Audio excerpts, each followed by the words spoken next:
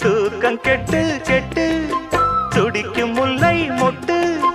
தேக்கு மர தேகம் தொட்டு தேடி வந்து தாளம் தட்டு